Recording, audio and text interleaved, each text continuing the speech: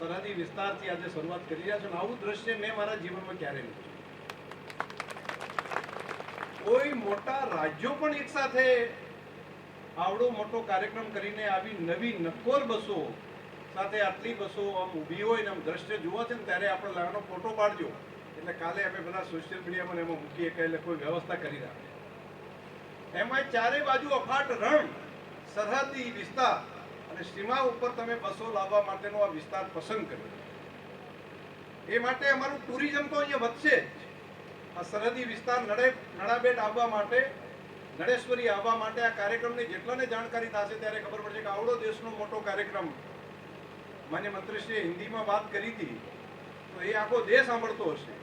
એમને લાગશે કે આખો દેશ, ખાલી ગુજરાત નહીં આખો દેશ સાંભળતો હોય, અને આખો દેશ સાંભળે ત્યારે ખબર પડે કે આવું પણ એક સ્થાન છે નડાબેટ કરીને. તો ત્યાંથી આ એસટીઓની શરૂઆત થઈ. તો આ નડાબેટનું પ્રમોશન પણ આના કારણે ખૂબ મોટું થશે.